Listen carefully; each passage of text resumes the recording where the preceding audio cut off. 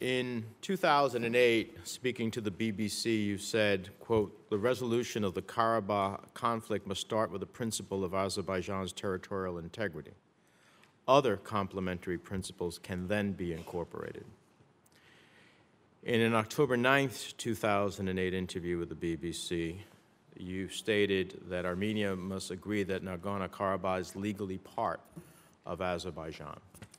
There are those that have taken those comments, among others, and certainly the first one is, for me, a concern, that you have prioritized territorial integrity over self-determination. I've heard you both privately and publicly talk about the three pillars, but those comments, among others, seem to suggest that territorial integrity is first and everything else is an appendage.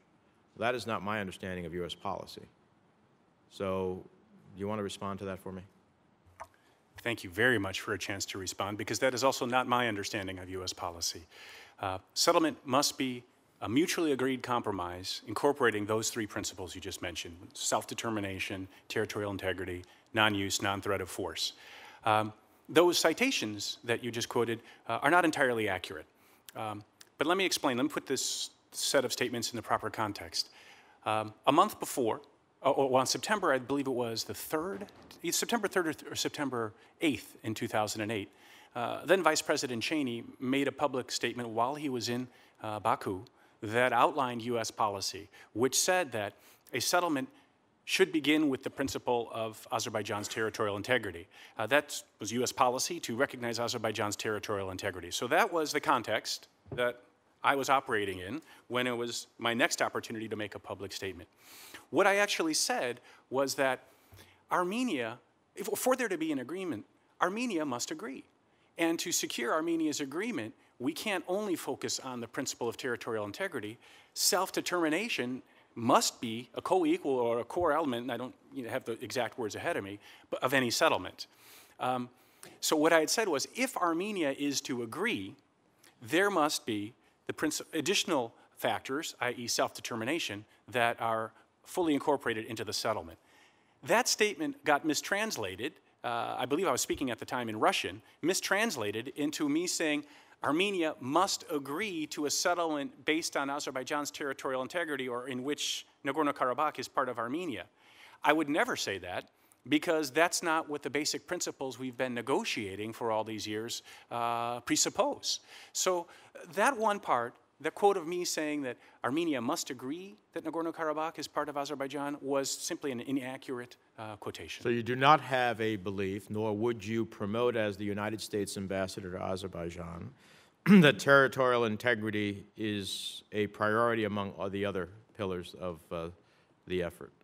Absolutely, Mr. Senator. If confirmed, I would most certainly not promote that any of these principles are superior to the others. Let me ask you this. With reference to Nagorno-Karabakh, do you believe that the exclusion from the OSCE Minsk Group peace process was the result of Armenia's request to the other parties?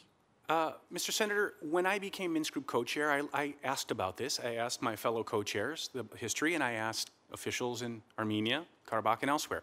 And what I was told was that since 1999, Armenia and Karabakhi authorities had agreed, or in 1999, I should say, they agreed that Armenia would represent Nagorno-Karabakh in these negotiations.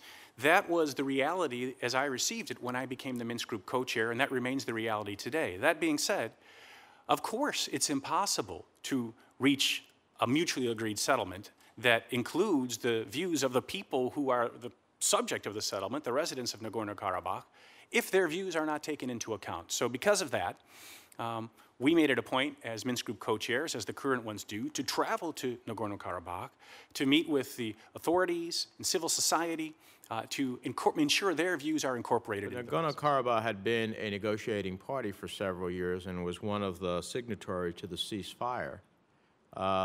The reality is that many of us believe they were forced out of the talks under pressure from Baku. So here's my concern. I heard you speak glowingly of what our interest and relationship is with Azerbaijan. Is that at the expense of Nagorno-Karabakh? Mr. Senator, our interests are in the integration of the entire region into a strategic whole that promises a future, first and foremost, of peace for all residents. The final political and legal status of Nagorno-Karabakh is the subject of negotiations, of course. But again, the Karabakhi residents have to be part of the process. And my counterparts as Minsk Group co-chairs and myself are on record as having said that we anticipate that the parties, that the Nagorno-Karabakh representatives will be a part of the process again at some point. We had anticipated when the current round, the focus on the basic principles was agreed. So we stated that repeatedly. So I think they will be eventually back at the table, but that requires further negotiation. Let me final question, then I'll turn to Mr. Smith. Why do you think there's so much concern about? About me? Yes. Mr. Senator, I think it's probably because I was very active when I was serving as the Minsk Group co-chair and Deputy Assistant Secretary of State. I spent a huge amount of my time, I would guess over 60% of my time in the region, and was strongly encouraged by Secretary of State and my other superiors to be as present in media as possible, to try to shape the attitudes in each country, whether that was Georgia or the Republic of Cyprus or Greece, Azerbaijan, Armenia, Turkey.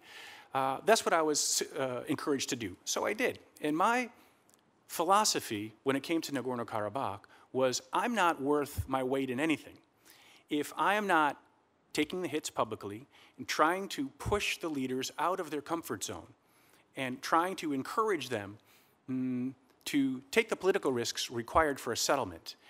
To do that, it required me to say things that made one side or the other side a bit uncomfortable, in my estimation. To do that, we co-chairs agreed that we would try to divulge certain elements of these basic principles or offer our assessments of the negotiations in a way that would catalyze progress. And that has led to people being unhappy on both sides because sometimes people don't want to be catalyzed.